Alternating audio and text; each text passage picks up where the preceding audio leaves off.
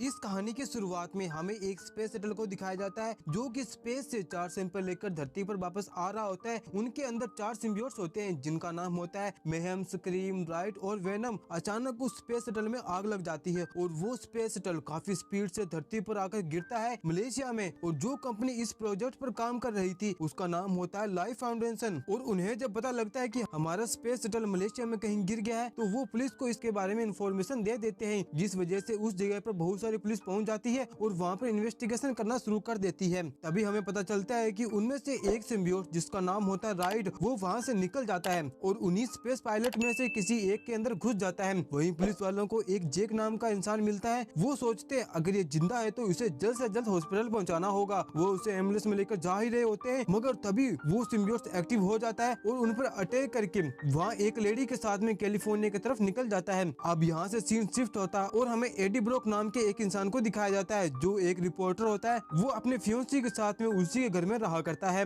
उसकी फियोंसी का नाम एन होती है, वो एक लॉयर होती है और वो उसी कंपनी के लिए यानी लाइफ फाउंडेशन के लिए काम किया करती थी। एडी अपनी नेटवर्क कंपनी का शानदार रिपोर्टर था। वो अपनी कंपनी में जाता है और अपने बॉस से मिलता है। वहाँ पर उसका बॉस कहता है कि आज तुम्हारे लिए एक नया काम है, तुम्हें आज एक बहुत ही बड़ी हस्ती का इंटरव्यू लेना है जिसका नाम है कार्टन ड्रेग जो कि लाइफ फाउंडेशन का ओनर है। उसके साथ कोई बेकार बात मत करना कि जिसके वजह से तुम और मैं प्रॉब्लम में आ जाए। अब रात को एडी रसोई में पानी पीने जाता है तब उसे दिखाई देता है कि लैपटॉप में एक मेल आया होता है। वो लैपटॉप बेसिकली एन का होता है और वो जैसे ही मेल को ऑन करके देखता है तो उसमें लाइफ फाउंडेशन की तरफ से एक मेल आया हुआ मिलता है। उस मेल में लिखा होता है कि लाइफ फाउंडेशन बेसिकली लोगों की जानों के साथ में खिलवाड़ कर रही है और वो उन लोगों को काम पर रख रही है जिनसे इस दुनिया से कोई भी नाता ना हो। उनके एक्सपेरिमेंट बहुत ज्यादा खतरनाक है, अगर ऐसे ही चलता रहा तो काफी सारे बेगुनाहों की जान जाती रहेगी। जब ये बात एडी को पता चलती है तो वो इस न्यूज को कवर अप करने के लिए तैयार हो जाता है। अगले दिन हमें दिखाया जाता है इस कहानी का मेन विलन यानी कि कार्टन ड्रेग जो कि लाइफ फाउंडेशन का ओनर होता है। उस दिन उसकी कंपनी में काफी सारे बच्चे टूरिज्म के लिए आए होते हैं। वहाँ ड्रेग बताता है कि यहाँ पर काफी सारे साइंटिस्ट है जो कि पानी और साथ ही साथ धरती पर खोज करते रहते हैं, लेकिन मैंने उनसे कुछ अलग सोचा। मैं चाहता हूँ स्पेस की दुनिया को एक्सप्लोर करूँ और जहाँ पर अलग अलग जीव रहते हैं तो क्यों ना उनके ऊपर खोज कर उस दुनिया को और जाना जाए। और तभी वहाँ पर एडी पहुँच जाता है उसके इंटरव्यू के लिए। उन दोनों का सबसे पहले इंट्रोडक्शन होता है। पहले तो एडी बिल्कुल नॉर्मल बातचीत करके उससे नॉर्मल क्वेश्चन पूछने लगता है, लेकिन धीरे धीरे वो अपने क्वेश्चन को चेंज कर देता है कि आप आखिर अपनी कंपनी में इनलीगल टाइप से लोगों को क्यों बुलाते हैं, उनसे काम करवाते हैं और फिर वो लोग गायब हो जाते हैं। इस बारे में किसी को भी पता नहीं रहता, क्या इसके बारे में आप कुछ बताना चाहोगे? तो वहाँ पर ड्रे कहता है कि इस इंटरव्यू को अभी कभी बंद कर दो, लेकिन फिर भी एडी उससे लगातार क्वेश्चन पूछता जाता है, लेकिन ड्रेग उसकी बातों को इग्नोर करके वहाँ से निकल जाता है। इसके बाद में जब एडी अपने बॉस को रिपोर्ट करने जाता है तब वहाँ उसका बॉस कहता है कि तुमने कार्टन ड्रेग से पंगा लिया है, वो इस शहर का सबसे अमीर इंसान है, मैं नहीं चाहता हमारे ऊपर कोई मुसीबत आए, इसलिए आज से तुमको इस जॉब से निकाला जाता है।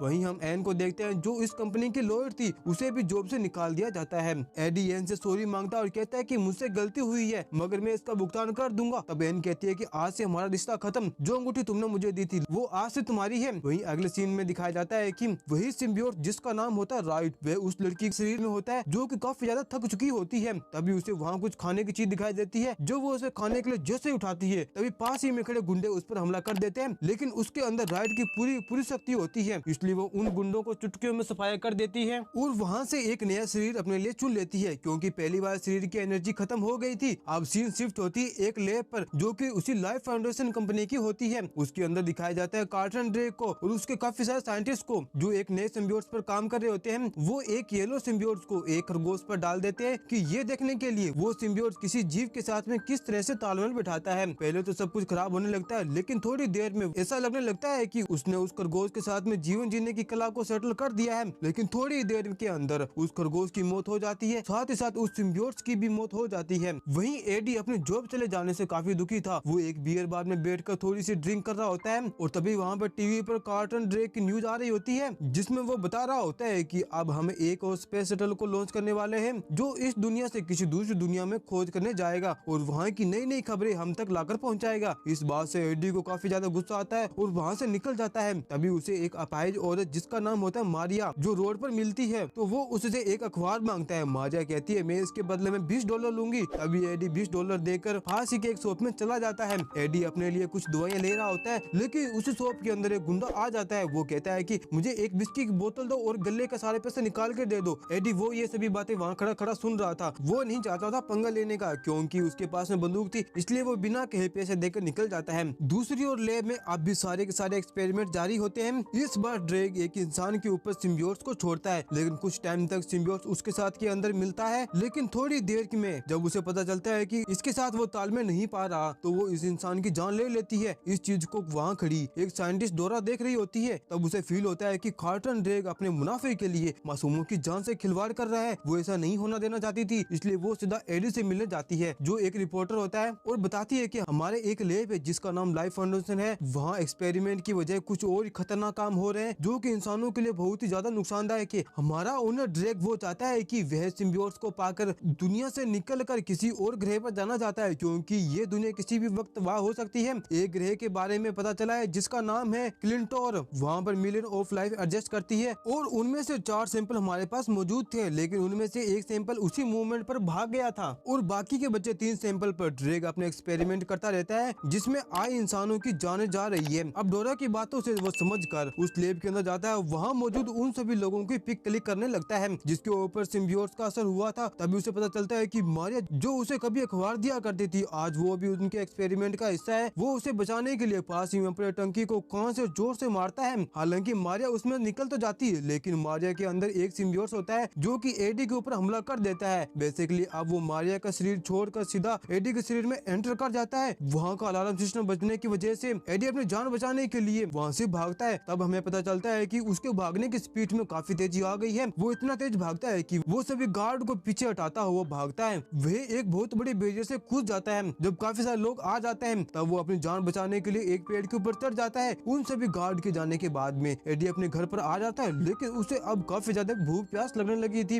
उसके घर में जो भी पड़ा हुआ था बांसी ताजा वो सब कुछ खा जाता है। तभी उसे वोमिटिंग होने लगती है। वो वॉशरूम में जाकर वोमिट करने लगता है। थोड़ी देर में जब वो अपने आप को कांच में अपनी शकल देखता है तो उसे एक दूसरी शकल दिखाई देती है। उसे देखकर वो काफी ज्यादा डर जाता है। एडी को लगने लगता है कि उसके शरीर के अंदर काफी बुरा असर पड़ा है उस लैब की वजह से, इसलिए वो सीधा अपने फ्योंसी एन से कांटेक्ट करता है। तब उसे पता चलता है कि एन ने बेसिकली एक दूसरे इंसान जिसका नाम होता है डैन उसके साथ में नए रिलेशनशिप स्टार्ट कर दिया है। फिर भी एडी उससे मिलने के लिए एक रेस्टोरेंट में पहुंचता है। जब वो वहाँ पर पहुंचता है तो उसे वहाँ काफी सारे खाने की चीजें नजर आती है। वो आसपास मौजूद सभी लोगों का खाना खाने लगता है और तब वहाँ पर उसे गर्मी लगने लगती है और वो पास ही में मौजूद एक फिशिंग टैंक में जाकर बैठ जाता है। उसके अंदर एक केकड़ा भी होता है, उसको वो खाने लगता है। तब हमें पता चलता है कि उसके अंदर वेनम आ चुका है। हालांकि ये बात एन और डैन को समझ में नहीं आती, इसलिए उसका इलाज करने के लिए वो अपने हॉस्पिटल में लेकर आ जाते हैं और उसके ऊपर एमआरआई स्कैन करते हैं। जैसे ही स्कैन होता है उसकी हाई फ्रिक्वेंसी की वजह से वेनम को काफी ज्यादा तकलीफ होती है और वो जोर जोर से चलाने लगता है। तब डैन उस मशीन को रोक देता है और बाहर निकाल कर कहता है कि हमने तुम्हारे स्कैन को कर लिया है और तुम्हारी कल तक रिपोर्ट आ जाएगी। वहीं दूसरी तरफ सीसीटीवी फुटेज की मदद से उन गार्ड को यह पता चल जाता है कि वो डोरा ही थी जिसने एडी को इस कंपनी के अंदर बुलाया था और यहाँ से सिम्बियोट्स को भगाने में मदद की थी। इस वजह से ड्रे को काफी ज्यादा गुस्सा आ जाता है और वो एक ब्लू कलर का सिम्बियोट जिसका नाम होता है महम वो उसके ऊपर छोड़ देता है। वहीं घर पर आकर एडी को अपने शरीर के अंदर कमजोरी सी महसूस होने लगती है। तभी उसका पड़ोसी अपने गिटार और स्पीकर को काफी तेज वॉल्यूम में बजाने लगता है। इस बात से एडी को काफी ज्यादा गुस्सा आ जाता है और वो उसे रोकने के लिए उसके घर पे चला जाता है। वेनम उसे जोर से चलाकर कहता है कि म्यूजिक को अभी बंद कर दो। इसके बाद में वहाँ पर सारे गार्ड आ जाते हैं जो ड्रेग ने भेजे होते हैं। तभी वेनम भी अपने फुल फॉर्म में आ जाता है और वो एडी की मदद करने लगता है उन सभी गार्ड से अपनी जान को बचाने के लिए, क्योंकि उस सिम्बियोट ने अपना सिम्बियोसिस हासिल कर लिया होता है।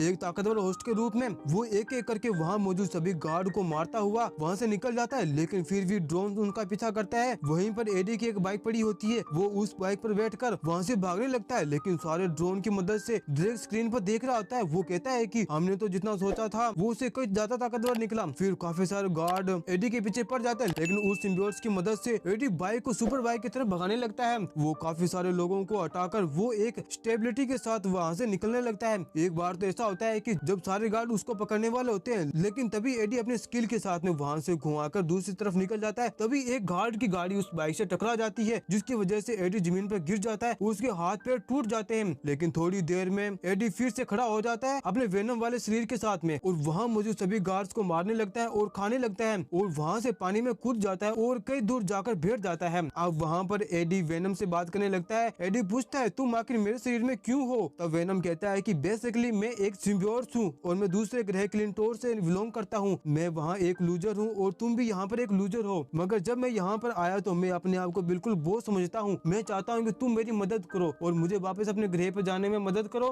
वहीं दूसरी तरफ लैब में एक सिम्बियोसिस होता है जिसका नाम होता है मेहम, और वो भी अपनी जान गवा बैठा होता है। ये देख वो साइंटिस्ट के ऊपर चलाने लगता है कि आखिर ये सिम्बियोसिस मरते रहे और तुम इनके ऊपर ध्यान भी नहीं दिए। अभी वहाँ एक छोटी सी लड़की आ जाती है। ड्रेक बोलती है, बेटा ये एक लैब है, यहाँ पर बच्चों का घूमना मना है। तभी वो बच्ची कहती है कि मुझे तुम्हारी ही जरूरत थी। तभी वो बच्ची अपने अंदर से सिम्बियोट को निकाल कर ड्रेक के शरीर में एंटर करवा देती है। वहीं एडी के पास में उन सभी की फोटोज होती है। वो चाहता है वो उन फोटोज के जरिए उस कंपनी का पर्दाफाश कर दे ताकि ड्रेक को पुलिस पकड़ के जेल में डाल दे। इसी बात के लिए वो अपनी कंपनी नेटवर्क में पहुंचता है, मगर उसका बेस्ट फ्रेंड उससे अंदर जाने से मना कर देता है। वो अब बाहर आकर उदास हो जाता है। उसी वक्त उसके अंदर वेनम आवाज देता है कि तुम्हें अगर ऊपर ही जाना था तो मुझसे मदद क्यों नहीं मांगी। फिर वो एक ही झटके में पूरी कंपनी के टॉप फ्लोर पर पहुंचा देता है और वहाँ से इस कंपनी के ओनर की केबिन में पहुंचा देता है जहाँ पर वो बैठा करता था, और वहाँ एक नोट छोड़ देता है जिसमें लिखा होता है कि इसके अंदर सारे सबूत है ड्रेक के खिलाफ। वो वहाँ से निकल पाता, तभी वहाँ पर ड्रेक के सारे गुंडे आ जाते हैं। तब एडी को खतरा महसूस होने लगता है। तब अगेन वेनम बाहर निकल कर और वो एक एक करके उन सभी सैनिकों को मारने लगता है। तभी सैनिक उसके ऊपर गोलियां चलाते हैं, बॉम्ब ब्लास्ट करते हैं, लेकिन उसका असर वेनम पर कुछ नहीं होता। आजू बाजू से भागने के लिए वो अपने शरीर को लचीलापन इस्तेमाल करता है और वहाँ मौजूद सभी गार्ड्स को रास्ते से हटाने लगता है। जब वो एक सैनिक को खा रहा होता है तभी वहाँ पर एन पहुँच जाती है। जब एडी एन को देखता है तो एडी इंसानी रूप में आ जाता है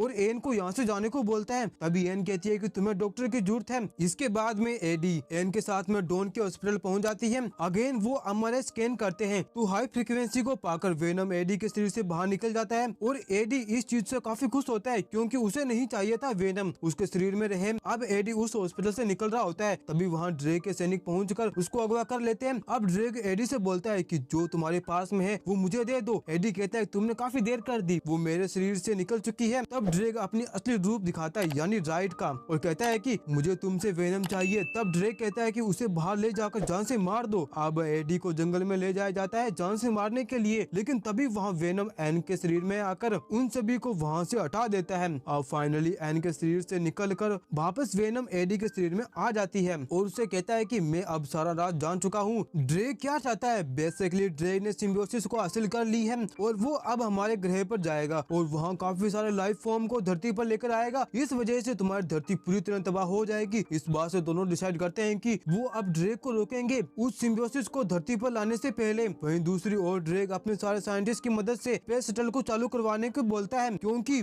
मैं इसके अंदर से दूसरी दुनिया की खोज करने जाना चाहता हूँ। तभी सारे साइंटिस्ट कहते हैं कि नहीं सर, ये काम आप अकेले नहीं कर पाओगे। तब वहाँ राइट कहता है कि मैं अकेला नहीं हूँ, मेरे साथ में कोई और भी है। मगर उनमें से एक साइंटिस्ट समझ जाता है कि जरूर इसके ऊपर किसी बुरे सिम्बियोट्स का असर हुआ है और वो उसे रोकने की कोशिश करता है। लेकिन ये सारी बातें ड्रेक सुन लेता है और राइट के फोन में आ जाता है और वहाँ मौजूद सारे साइंटिस्ट को मारकर लॉन्च को अगेन एक्टिवेट कर देता है और उस स्पेस की तरफ जाने लगता है। तभी उसका रास्ता रोक लेता है वेनम। अब इन दोनों के बीच में तगड़ी फाइट होती है। उन दोनों को लड़ता देख एन भी पहुंच जाती है। वहाँ मौजूद स्पीकर की वॉल्यूम को हाई कर देती है जिस कारण दोनों ही सिम्बियोट्स अपने होस्ट को छोड़कर बाहर निकल जाते हैं। लेकिन चालाकी से ड्रेक अपने सिम्बियोट से कनेक्ट हो जाता है और वेनम को जान से मार देता है। फिर स्पेस शटल के अंदर जाकर बैठ जाता है। थोड़ी देर में हम देख पाते हैं कि वेनम अगेन आ जाता है और एडी के शरीर से जुड़ जाता है। फिर अपनी फुल पावर के साथ में उस स्पेस शटल के ऊपर जाता है और उसी औजार से जो राइट ने वेनम के शरीर में डाला था उससे पूरे स्पेस को चीर देता है, जिस कारण वहाँ एक बहुत बड़ा ब्लास्ट होता है। उसके चलते राइट मारा जाता है, साथ ही साथ वेनम भी